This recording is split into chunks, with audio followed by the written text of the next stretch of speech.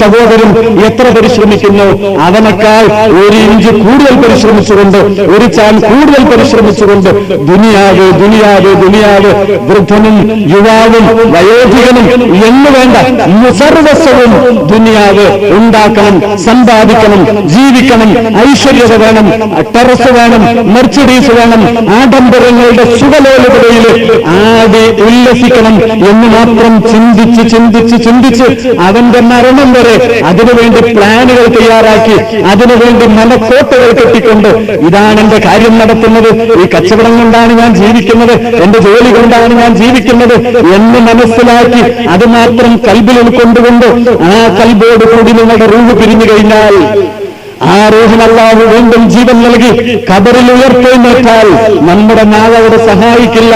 അല്ലാഹു റബ്ബി എന്ന് പറയാൻ ഏതൊരു മേഖലയിൽ നിന്ന്, ഏതൊരു വ്യവഹാരത്തിൽ നിന്ന് നിങ്ങൾ ഖബറിന്റെ നടുക്കത്തിലെത്തിയോ, കൽബ് വിളിച്ചു പറയും, കച്ചവടമാണെന്റെ റബ്ബ്, ജോലിയാണെന്റെ റബ്ബ്, കൃഷിയാണെന്റെ റബ്ബ്, എന്നെ പോറ്റിയത് ഈ ഘടകങ്ങളാണെന്ന് വിളിച്ചു പറയും.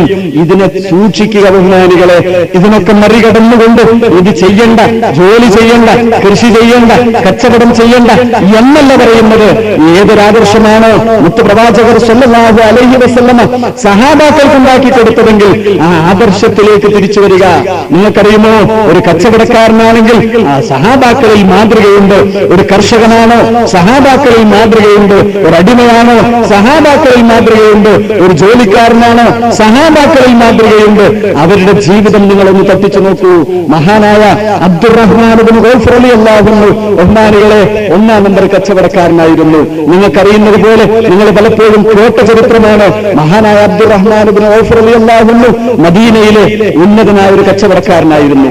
പക്ഷേ അല്ലാഹുവിന്റെ റസൂൽ സ്വർഗ്ഗം കൊണ്ട് സന്തോഷ വാർത്ത അറിയിക്കപ്പെട്ട മഹാനവറുകളാണ്. ബഹുമാനികളെ, കച്ചവടം ഈമാനിക അഭിവൃദ്ധിക്ക് തടസ്സമായില്ല. ഇന്നതല്ല, നമ്മുടെ കൊച്ചു കച്ചവടം നമ്മുടെ ഈമാനിനെ ബലഹീനപ്പെടുത്തിക്കൊണ്ടിരിക്കുന്നു. നമ്മുടെ കൊച്ചു ജോലി ഈമാനിനെ ബലഹീനപ്പെടുത്തിക്കൊണ്ടിരിക്കുന്നു. അതുകൊണ്ട് പറയുമ്പോൾ തെറ്റിദ്ധരിച്ചു പോകരുത്. ഒരു ഭാഗത്ത് ഊന്നൽ നൽകി പറയുമ്പോൾ മറുഭാഗത്ത് വിസ്മരിച്ചു പോകരുത്. ഞാനും ഒരു ജോലിക്കാരനാണ്, ഒരു ഉദ്യോഗസ്ഥനാണ്, പറയുന്നത് തെറ്റിദ്ധരിച്ചു പോകരുത്. അബ്ദുറഹ്മാൻ ഇബ്നു ഔഫ് റളിയല്ലാഹു അൻഹു കച്ചവടക്കാരനായിരിക്കെ കച്ചവടത്തോട് മഹാനവറുകൾ വെച്ച ആദർശം നോക്കൂ നിങ്ങൾ.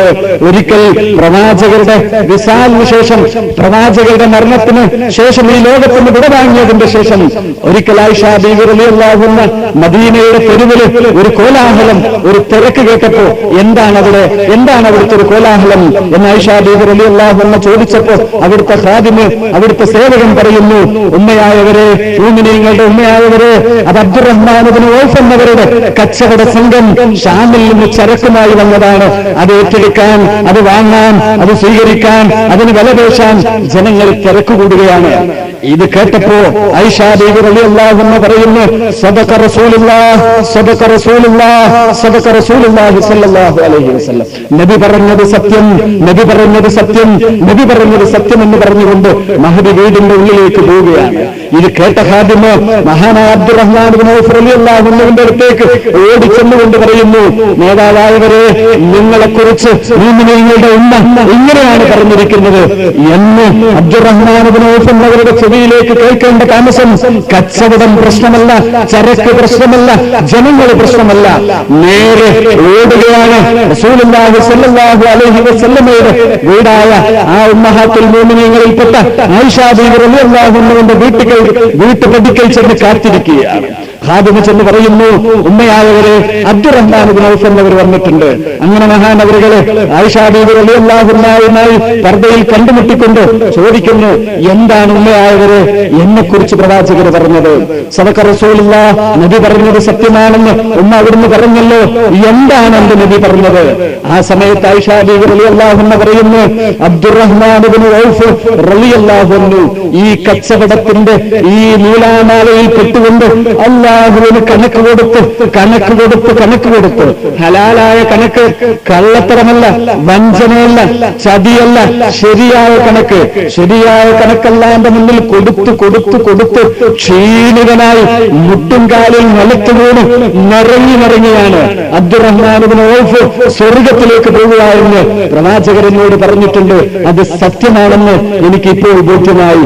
നിങ്ങളുടെ ഈ തിരക്ക്, ഈ കച്ചവടത്തിന്റെ കോലാഹലം കണ്ടപ്പോൾ എനിക്ക് ബോധ്യമായി. അതുകൊണ്ടാണ് ഞാൻ പറഞ്ഞത് സദഖ റസൂലുള്ളാഹി സ്വല്ലല്ലാഹു അലൈഹി വസല്ലം. ബഹുമാനികളെ, ഇത് കേട്ടപ്പോ മഹാനായ അബ്ദുറഹ്മാൻ ഇബ്നു ഔഫ് റളിയല്ലാഹു അൻഹു തീരുമാനമെടുക്കുന്നത് ഏതായാലും നിരങ്ങിയിട്ടാണെങ്കിലും മുട്ടുംകാലിൽ വീണ് നിരങ്ങിയിട്ടായാലും സ്വർഗത്തിലെത്തുമല്ലോ, സ്വർഗത്തിലെത്തിയാൽ പിന്നെ എന്തുണ്ട്, അതുകൊണ്ട് പ്രശ്നമില്ല എന്ന് മനസ്സിലാക്കി തിരിച്ചു പോവുകയല്ല ചെയ്യുന്നത്. മറിച്ച് അബ്ദുറഹ്മാൻ ഇബ്നു ഔഫ് റളിയല്ലാഹു അൻഹു കൽബിലൊരു തീരുമാനമെടുക്കുന്നു. അബ്ദുറഹ്മാൻ റളിയല്ലാഹു അൻഹു നിറങ്ങിക്കൊണ്ട് സ്വർഗത്തിലേക്ക് പോകാൻ തയ്യാറില്ല. നിറങ്ങിക്കൊണ്ട് സ്വർഗത്തിലേക്ക് പോകാൻ അബ്ദുറഹ്മാൻ തയ്യാറില്ല റളിയല്ലാഹു അൻഹു. അതുകൊണ്ടൊരു തീരുമാനമെടുത്തുകൊണ്ട് തിരിച്ചു പോവുകയാണ്. അങ്ങനെ അബ്ദുറഹ്മാൻ ഇബ്നു ഔഫ് റളിയല്ലാഹു അൻഹു അവരുടെ ഇടയിലേക്ക് തിരിച്ചു വന്നപ്പോ ബഹുമാനികളെ, കച്ചവടത്തിന്റെ ചരക്കുകൾ മൊത്തത്തിൽ ഹോൾസെയിലായിട്ട് എടുക്കാൻ വന്ന ഈ ജൂതന്മാരും അതുപോലെ മുസ്ലിം കച്ചവടക്കാരും അബ്ദുറഹ്മാൻ ഇബ്നു ഔഫ് എന്നവരോട് അവരുടെ ചരക്കിന് ലാഭം പറയുകയാണ്. നിങ്ങൾ കൊണ്ടുവന്ന തുണിത്തരങ്ങൾക്ക് ഞങ്ങൾ 2 ഇരട്ടി ലാഭം തരാം, നിങ്ങൾ കൊണ്ടുവന്ന ധാന്യത്തിന് ഞങ്ങൾ 1 ലാഭം തരാം. ഇങ്ങനെ പറഞ്ഞുകൊണ്ടിരിക്കുമ്പോഴും മഹാനായ അബ്ദുറഹ്മാൻ ഇബ്നു ഔഫ് റളിയല്ലാഹു അൻഹു പറയുന്നു, എന്റെ പ്രിയപ്പെട്ടവരെ, കച്ചവടം കഴിഞ്ഞുപോയി. ഞാൻ കൊണ്ടുവന്ന ചരക്ക് മുഴുവനും വാങ്ങിക്കഴിഞ്ഞു. നിങ്ങളൊന്ന് ചിന്തിക്കണേ, 3-4 മാസം കഠിനമായ യാത്രയും പ്രയാസങ്ങളും സഹിച്ചുകൊണ്ട്, എവിടെയോ പോയി ദുരിതങ്ങൾ സഹിച്ചുകൊണ്ട് പേറി ഒരുപാട് പണം സമ്പാദിച്ചു കൊണ്ടുവന്ന ഈ സമ്പത്ത് വിറ്റുകഴിഞ്ഞു എന്നാണ് പറയുന്നത്. അപ്പോ ഈ വന്നവർ ചോദിക്കുന്നു, മുഴുവനും വിറ്റുകഴിഞ്ഞു? അത് മുഴുവനും വിറ്റുകഴിഞ്ഞു. ആരാണതെടുത്തത്? അത് വലിയൊരു മുതലാളിയാണ് എടുത്തത്. അദ്ദേഹം എത്രയാണ് ലാഭം തന്നത്? 10 ഇരട്ടിയാണ് ലാഭം തന്നത്. ആളുകൾ ഞെട്ടുകയാണ്, കണ്ണു തുറിക്കുകയാണ്. ഈ കൊണ്ടുവന്ന ചരക്കിന് മുഴുവനും 10 ഇരട്ടി ലാഭം തന്ന കോടീശ്വരൻ ആരാണെന്ന് ചിന്തിക്കുമ്പോ അബ്ദുറഹ്മാൻ ഇബ്നു ഔഫ് റളിയല്ലാഹു അൻഹു പറയുന്നു, ആ ഉടമസ്ഥൻ ഔദാര്യവാനാണ്, ആ കച്ചവടക്കാരൻ ഔദാര്യം കാണിക്കുന്നവനാണ്. നിങ്ങളെ നിരാശനാക്കുന്നില്ല. ആ കച്ചവടം 10 ഇരട്ടി എന്റെ ചരക്ക് ലാഭത്തിനെടുത്തവൻ അവനൊരു കണ്ടീഷൻ വെച്ചിട്ടുണ്ട്, നിങ്ങൾക്ക് ഇഷ്ടമുള്ളത് നിങ്ങൾ എടുത്തുകൊള്ളുക, അതിന് പണം തരേണ്ടതില്ല, ഫ്രീ ആയി എടുത്തുകൊള്ളുക. ബഹുമാനികളെ, മഹാനവറുകൾ ഈ പറയുന്നത് എന്താണെന്നറിയുമോ? ഈ കച്ചവട ചരക്കിനെ മുഴുവനും അല്ലാന്റെ മാർഗത്തിൽ ചെലവഴിച്ചു കഴിഞ്ഞു, മനസ്സ് തീരുമാനിച്ചു കഴിഞ്ഞു. വലഹു അജ്റു അശ്റുൻ സാലിഹ, 1-ന് 10 ഞാൻ നൽകുമെന്ന ഖുർആനിക വചനം വെച്ചുകൊണ്ട് അല്ലാഹ്ക്കാണ് ഞാൻ 10 ഇരട്ടി ലാഭത്തിന് കൊടുത്തത് എന്നാണ് മഹാനവറുകൾ പറയുന്നത്. ആ റബ്ബിനെ കുറിച്ചാണ് പറയുന്നത്. അവൻ ഔദാര്യവാനാണ്, നിങ്ങൾക്ക് വേണ്ടത് എടുത്തുകൊള്ളുക.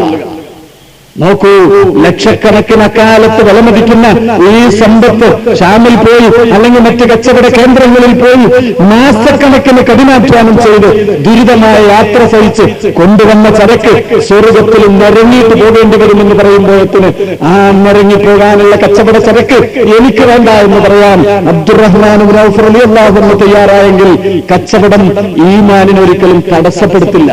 ഈമാനിന് തകരാറ് വരുമ്പോഴത്തേക്ക് അതിനെ പരിഹരിക്കാൻ അവർ തയ്യാറാവും. സംഭവിച്ചതെന്താണെന്നറിയോ? ചരിത്രങ്ങൾ നിങ്ങൾ പരിശോധിച്ചു നോക്കൂ. ഇങ്ങനെ കഷ്ടപ്പെടുന്ന, ദുരിതമനുഭവിക്കുന്ന, 1 റിയാല് കൊണ്ട് അല്ലെങ്കിൽ അക്കാലത്തെ ഒരു മൂല്യമുള്ള പണം കൊണ്ട് 1 സായ ഗോതമ്പ് വാങ്ങാൻ വന്ന ദരിദ്രനായ സഹാബി, ചെറിയ പണം കൊണ്ട് 2 മുഴം തുണി വാങ്ങാൻ വന്ന സഹാബി, എല്ലാം വെറുതെ എടുത്തോളൂ എന്ന് പറയുമ്പോ അതിലേക്ക് കെട്ടിവീഴേണ്ട സഹാബി ഒന്നായി വീണ് അവിടെ 1-2 ഷഹീദാവേണ്ട അവസരം ഉണ്ടെങ്കിൽ തെറ്റിപ്പോയി. ബഹുമാനികളെ, അവിടെ ഒരു തിരക്കുമില്ല, അവിടെ ഒരു കോലാഹലവുമില്ല, അവിടെ ഒരു കെട്ടിമറിച്ചിലുമില്ല. 1 മുഴം തുണി എടുക്കാൻ വന്ന സഹാബി 2ാമത്തെ മുഴം തുണി മുറിച്ചെടുത്തില്ല. 1 സായ ഗോതമ്പ് വാങ്ങാൻ വന്ന സഹാബി 2 സായ ഗോതമ്പ് എടുത്തു പോയില്ല. നാളത്തെ കാര്യം എന്റെ റബ്ബുണ്ട്, എനിക്ക് എന്റെ റബ്ബ് നടത്തിത്തരും എന്ന് എല്ലാ നിലക്കും പ്രവാചകർ പഠിപ്പിച്ച് ആ ആദർശത്തിൽ ജീവിച്ച സഹാബാക്കളെ ആവശ്യമുള്ളത് മാത്രം എടുത്തുപോയി. ചരിത്രത്തിൽ കാണാം, അബ്ദുറഹ്മാൻ ഇബ്നു ഔഫ് റളിയല്ലാഹു അൻഹുവിന് ആ കച്ചവട ചരക്കിന്റെ 2/3 ഭാഗവും അവിടെ ബാക്കിയായി ആരും എടുക്കാതെ അവശേഷിച്ചു പോയി എന്ന് ചരിത്രങ്ങളിൽ കാണാം. ഞാൻ പറഞ്ഞുകൊണ്ടുവരുന്നത് ദുന്യാവിന്റെ ഏറ്റക്കുറച്ചിലുകള്, ദുന്യാവിന്റെ നമ്മോടുള്ള ബന്ധങ്ങള് അല്ലാഹുവിനോടുള്ള ബന്ധത്തിന് തടസ്സമാകാൻ പാടില്ല. അല്ലാഹുവിനെ കുറിച്ചുള്ള പാഠങ്ങൾ പഠിച്ചാൽ മാത്രമേ നമുക്ക് അല്ലാഹുവിനോട് ഇങ്ങനത്തെ ബന്ധങ്ങൾ ഉണ്ടാവുകയുള്ളൂ. ഇന്ന് കേവലം വാക്കിലൊതുങ്ങുന്ന അല്ലാഹു എന്ന ഒരു ശബ്ദമല്ലാതെ ഒരു പരിവർത്തനവും ഒരു കൽബിയായ മാനസിക വികാരവും നമ്മെ ഏശുന്നില്ലെങ്കിൽ എന്തേ ഇതിങ്ങനെ സംഭവിച്ചു പോയി? ആരുടെ പേരാണല്ല? ആരെയാണ് ബഹുമാനികളെ നാം ഈ വിളിക്കുന്നത്? നമ്മോട് എത്രത്തോളം ബന്ധമുള്ളവനാണ്? ഈ ലോകത്ത് വെച്ച്, അതിന്റെ മുമ്പ് നാളെ പാരത്രിക ലോകത്ത്, അല്ലെങ്കിൽ നമ്മുടെ ഉമ്മയുടെ ഗർഭാശയത്തിൽ, അല്ലെങ്കിൽ അതിന്റെയും മുമ്പുള്ള കാലങ്ങളിൽ നമ്മെ പോറ്റി വളർത്തി, ഇപ്പോഴും പോറ്റി വളർത്തി ശ്വാസം നൽകി, ജീവൻ നൽകി, കാഴ്ച നൽകി, കേൾവി നൽകി, സംസാരം നൽകി, എല്ലാം നൽകിക്കൊണ്ട്